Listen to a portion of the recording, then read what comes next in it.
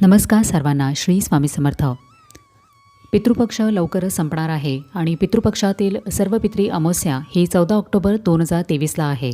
तर या दिवशी आपल्याला पितरांची पाठवणी कशी करायची आहे, त्यांच्यासाठी दीपदान कसं करायचं आहे आणि या संपूर्ण पितृपक्षामध्ये ज्या कोणालाही श्राद्धकर्म किंवा तर्पणविधी काहीही दानधर्म आपल्या पितरांच्या नावाने करता आला नसेल तर त्या सर्वांनी या दिवशी आपल्या पितरांच्या नावाने श्राद्धकर्म करू शकता.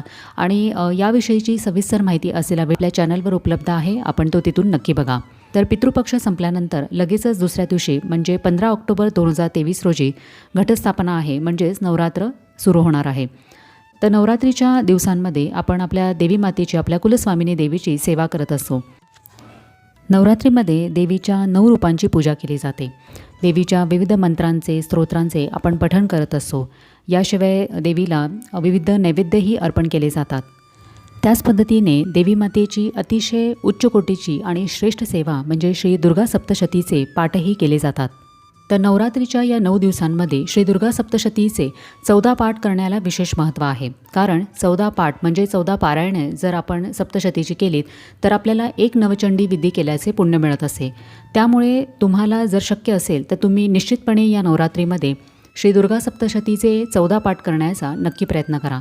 जर तुम्हाला शक्य नसेल तर तुम्ही कमीत कमी एक पाठ तरी करावा आणि त्यापेक्षाही जास्त तुम्हाला करता येत असेल तर तुम्ही 3, 5, 7, 11 असे पाठ केलेत तरीही चालू शकते. आता हे 14 पाठ कसे करावेत याची सविस्तर माहिती असलेला व्हिडिओ आपल्या चॅनलवर उपलब्ध आहे, आपण तो तिथून नक्की बघा. याशिवाय जर तुम्हाला श्री दुर्गा सप्तशतीची सेवा करायची आहे पण तुमच्याकडे तितका वेळ नाही आहे आणि तुम्ही वर्किंग आहात, तुम्ही स्टुडंट आहात किंवा घरामध्ये लहान मुलं आहेत आणि तुम्हाला हा पाठ करणं जर शक्य नसेल तर तुमची जी कोणती समस्या असेल त्या समस्येप्रमाणे तुम्ही श्री दुर्गा सप्तशतीच्या त्या अध्यायाचं पठणही करू शकता. श्री दुर्गा सप्तशतीमध्ये एकूण 13 अध्याय आहेत आणि आजच्या व्हिडिओमध्ये आपण प्रत्येक अध्यायाची फलश्रुती काय आहे हेच बघणार आहोत. या फलश्रुतीप्रमाणेच तुम्ही त्या अध्यायाची सेवासुद्धा नवरात्रीमध्ये नक्की करू शकता. तर आता बघूया की प्रत्येक अध्यायाची फलश्रुती काय आहे. श्री दुर्गा सप्तशतीमध्ये एकूण 13 अध्याय आहेत. तर आता आपण अध्यायाप्रमाणे फलश्रुती बघूया. तर पहिला अध्याय हा भक्तिपूर्वक पठण केल्यास आपल्या सर्व चिंता दूर होतात. आपल्याला जर शत्रुपीडा असेल तर आपल्या शक्तिशाली शत्रूचा नाश होतो आणि शत्रुभय नाहीसे होते. दुसऱ्या अध्यायाचे पठण केल्यामुळे आपल्याला शत्रूकडून जर बळजबरीने शत्रूने आपले घर, जागा किंवा जमीन जर बळकावली असेल तर ती शत्रुपीडेतून त्याची मुक्तता होते आणि अशी जी काही आपली मालमत्ता असते ती आपल्याला परत मिळते.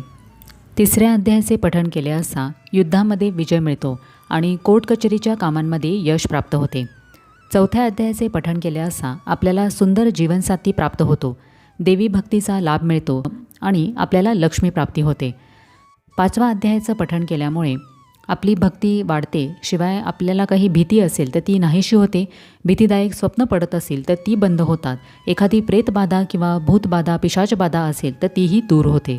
6व्या अध्यायाचे मनपूर्वक पठण केले असता आपली सर्व संकटे दूर होतात आणि आपल्या सर्व मनोकामना पूर्ण होतात. 7व्या अध्यायाचे पठण केले असता मनात आणलेले कुठलेही काम हे पूर्ण होते, म्हणजे आपल्या कार्यातील अडथळे दूर होतात आणि काही गुप्त हेतू असतील तर ते सुद्धा तडीस जातात.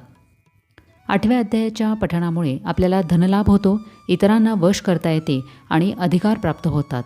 समोरच्यावर आपला प्रभाव पडतो. 9व्या अध्यायाचे पठण केले असता हरवलेल्या गोष्टी सापडतात आणि धनसंपदा मिळते. 10व्या अध्यायाचे पठण केले असता आपले आप्त स्वकीय काही कारणाने बेपत्ता झाले असेल तर ते परत येतात.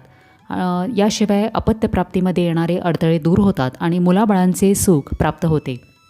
11व्या अध्यायाच्या पठणामुळे आपला व्यापार, धंदा यामध्ये मोठा लाभ मिळतो, कर्जबाजारीपणा नाहीसा होतो आणि सुखसंपत्ती मिळते. 12व्या अध्यायाचे पठण केले असता एखादा दीर्घकाळ असणारा आपला आजार असेल तर त्यापासून आपली सुटका होते, आपल्याला चांगल्या आरोग्याची प्राप्ती होते. याशिवाय समाजामध्ये मानसन्मान मिळतो. 13व्या अध्यायाचे मनपूर्वक पठण केले असता आपल्याला देवी मातेचा आशीर्वाद लाभतो, धनसंपदा आणि सुखसमृद्धी प्राप्त होते. तर अशा पद्धतीने जर संपूर्ण श्री दुर्गा सप्तशतीचा पाठ करणं, पारायण करणं जर तुम्हाला शक्य नसेल तर तुम्ही तुमच्या समस्येनुसार सप्तशतीमधील त्या अध्यायाचं फलश्रुतीप्रमाणे पठण नक्की करू शकता. संपूर्ण नवरात्री तुम्ही त्या अध्यायाचं पठण करावं किंवा तुम्ही या नवरात्रीपासून सुरू करून जोपर्यंत तुमच्या समस्येचं निवारण होत नाही तोपर्यंत त्या अध्यायाचं पठण करत राहावं.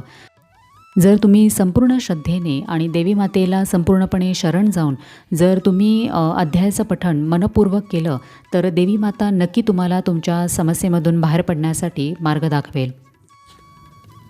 आपल्या कुलदेवीला प्रसन्न करून घेण्यासाठी श्री दुर्गा सप्तशतीची सेवा प्रत्येकाने नक्की करावी. व्हिडिओ माहितीपूर्ण वाटल्यास इतर लोकांबरोबरही शेअर करा. कसा वाटला आजचा व्हिडिओ हे मला कमेंट करून नक्की सांगा. तुम्हीही या नवरात्रीमध्ये सप्तशतीचे पाठ करणार आहात का हे सुद्धा मला कमेंट करून नक्की कळवा. आपण भेटूया आता पुढच्या व्हिडिओमध्ये. तोपर्यंत सगळ्यांना श्री स्वामी समर्थ.